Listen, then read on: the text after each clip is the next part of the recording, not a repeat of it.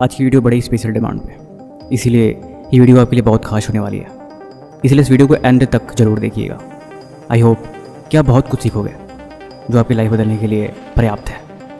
देखो, इंटरनेट पे हज़ारों तरह की वीडियो पड़ी हैं, वो मर्जी आपकी है। आप जैसा देखते हो वैसा दिमाग आपका सोचता है और आप वैसे ही काम करते हो। अच्छी चीज़ें, गंदी चीज़ें, सब कुछ आपकी चॉइस के ऊपर ही है। तो लेट्स स्टार्ट। इस वीडियो की शुरुआत करते हैं हम एक कहानी की मदद से। एक लड़का था जिसका नाम था मोहन। मोहन काफ़ी बेरोजगार था। उसके पास करने के लिए कोई ख़ास काम नहीं था। गांव के मुखिया ने उसे बुलाया और बोला कि बेटा, तुम दिन भर अपने समय को बर्बाद करते हो, तुम्हारे पास कोई काम धंधा नहीं है। ऐसे ही करते रहे तो कैसे काम चलेगा? कोई व्यापार शुरू करो, कुछ काम धंधा करो। ऐसे फ्री बैठे रहोगे तो तुम किसी दिन पागल हो जाओगे। मैं दिन भर देखता हूँ तुम बस अपने वक्त को बर्बाद करते हो। क्या तुम्हारे पास सच में कोई ऐसा काम नहीं या तुम्हें बताने वाला कोई नहीं? मोहन ने बताया कि मैं सोचता तो बहुत हूँ, मैं चाहता हूँ कि मैं कुछ करूँ, लेकिन मेरे पास कोई आइडिया नहीं है। गांव के मुखिया ने बोला कि तुम एक काम करो, तुम शाम को मेरे पास आना और मैं तुम्हें गेहूं की एक बोरी दूंगा। तुम क्या करना, तुम उस बोरी को अपने घर ले आना और उससे खेती करना। आगे जब 4 महीने बाद फसल होगी तो तुम एक बोरी गेहूं से बहुत सारे गेहूं तुम बेच सकते हो और तुम पैसे कमा सकते हो। अभी के लिए ये व्यापार करने का सबसे अच्छा तरीका है। मोहन बहुत खुश हुआ और बोला कि धन्यवाद मुखिया जी, मैं शाम को आपके घर जरूर आऊँगा। तो शाम को उनके घर जाता है और वो बोरी उठा के लेके आता है। रास्ते में लेके आ ही रहा होता है, तब तक उसे एक गन्ने का खेत दिखाई देता है। उसके मन में ख्याल आता है कि सर पे बोझ लाद के ले जाने से अच्छा है कि क्यों ना मैं एक गन्ना तोड़ लूँ और उसे खाते हुए मैं चलूँ। उसने खेत से गन्ना तोड़ लिया और आगे चलता पड़ा। धीरे धीरे शाम हो गई और रात होने को आई। घर जाके पहुँचा तो देखा कि लगभग सारी गेहूँ उसकी बोरी से नीचे गिर चुके हैं। दरअसल उसने ध्यान नहीं दिया कि उस बोरी के पीछे थोड़ा छेद है। वो गन्ना खाने में इतना बिजी था कि धीरे धीरे करके सारे गेहूं कैसे गिर गए उसे पता ही नहीं चला। अब वो पछता रहा था कि यार इतनी बड़ी गलती कैसे हो गई। बड़ी मुश्किल से एक मौका मिला आगे बढ़ने के लिए, तो सारे गेहूं मैंने सिर्फ इस गन्ने को खाने में बिता दिए और मेरा ध्यान गया ही नहीं, और ये मौका भी मेरे हाथ से चला गया।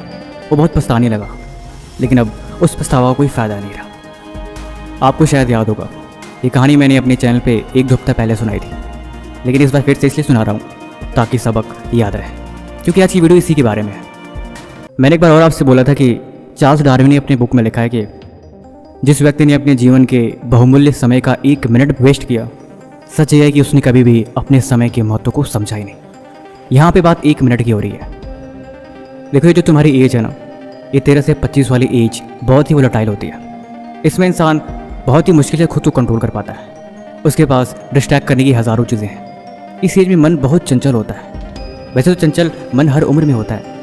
देखो, हमारे पूर्वज, हमारी परंपराओं ने शुरू से ही एक निर्धारणा बनाई थी कि स्टार्टिंग से लेकर 25 साल तक आपको सीखने की उम्र है। इस उम्र में आप सीखोगे, इस उम्र में आप समझोगे और इस उम्र में आप ब्रह्मचर्य का पालन करोगे।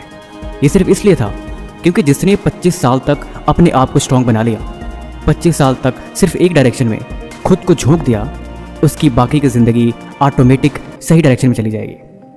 क्योंकि ये एक सीक्वेंस की तरह काम करता है। स्टार्टिंग से लेके 25 साल तक आप सीखो, बाकी के 25 साल तक आप अपना वैवाहिक या फिर सामाजिक जीवन व्यतीत करो। देखो, गलतियाँ कहाँ होती है? आजकल सबके पास फ़ोन है, क्योंकि आजकल की टेक्नोलॉजी की दुनिया में शादी कोई ऐसा होगा जिसके पास फ़ोन नहीं है। हम बैठते हैं कुछ और काम करने और करने कुछ और लगता है। बैठते तो हैं पढ़ाई करने, लेकिन अचानक से फ़ोन पर हाथ जाता है और हम उसमें कुछ देखने लगते हैं। दरअसल देखने के लिए कुछ और बैठे होते हैं और हमें दिखाई कुछ और देता है, और उसी में हम खो जाते हैं। याद करो, मैंने स्टार्टिंग में एक वर्ड यूज़ किया था कि ये एज काफ़ी वोलेटाइल है। इसमें हमारा मन इतना चंचल होता है कि हम खुद को कंट्रोल नहीं कर सकते। दरअसल यही तो चीज़ समझने की है, टाइम मैनेजमेंट, यानी समय का सही इस्तेमाल और अपने वक्त का 1-1 मिनट हम किस जगह लगा रहे हैं, यही चीज़ डिसाइड करती है कि आप दरअसल में क्या कर रहे हो। देखो, दुनिया में सबके लिए अलग अलग टाइम मैनेजमेंट है। सब अपने अपने रूटीन से अलग अलग टाइम मैनेजमेंट बना लेते हैं, लेकिन एक बात तय है, ये चीज़ आपने भी सुनी होगी कि इस दुनिया में हर इंसान के पास 24 घंटे हैं। वो आपको डिकोड करके 1-1 सेकंड में बता देंगे कि गरीब इंसान, एक अमीर इंसान, लगभग सबके पास 24 घंटे ही हैं और सब अपने अपने इस वक्त का इस्तेमाल अपने तरीके से करते हैं। ये बात भी सच है, लेकिन यहाँ पे सवाल आपको खुद से करने की आवश्यकता है कि क्या आप इतने भी कैपेबल नहीं हो कि आपको ये बात समझ में आ सके कि आपके लिए वक्त कितना इंपॉर्टेंट है। आप इस वक्त का इस्तेमाल कहाँ कहाँ कर रहे हो। आप अपने सेटिंग के डैशबोर्ड में जाओगे तो वहाँ पे आपको दिखेगा कि आपने दिन में कितने घंटे फ़ोन यूज़ किए और उतने घंटों में कौन से एप्लीकेशन को आपने कितनी देर तक यूज़ किया, और उसमें आपका वक्त कितनी देर तक लगा। लाइफ भी कुछ ऐसे ही चलती है। देखो, जीवन में एक चीज़ याद रखना, जब आप चीज़ों को नोटिस करते हो तब आप उसके बारे में सोचते हो, और जब आप उसके बारे में सोचते हो तब आप उसके बारे में अच्छा बुरा सही गलत इस चीज़ के बारे में विचार करते हो, और यही चीज़ आपके बदलाव का कारण बनती है। ये ठीक वैसे ही है जैसे आप शीशे में खुद को देखो तो आपके चेहरे पे अगर दाग दिख जाए तो आपको चिंता हो जाती है इसे कैसे ठीक करना है। अब वो बात अलग है कि आप उसे देखो ही नहीं तो आपको पता ही नहीं लगे, लेकिन असल ज़िंदगी में इस चीज़ को समझना ही सबसे पहली शुरुआत है। पुराने ज़माने में सुबह के 4 बजे उठने के पीछे एक रीज़न ये भी होता था कि उनको काम करने के लिए एक्स्ट्रा 4 घंटे मिल जाते थे। मान लो कि आप सुबह के 4 बजे उठे, 4, 5, 6, 7, 8, यानी आपके पास टोटल 5 घंटे एक्स्ट्रा हो गए। क्योंकि नॉर्मल इंसान आजकल के ज़माने में 8-9 बजे करीब उठता है।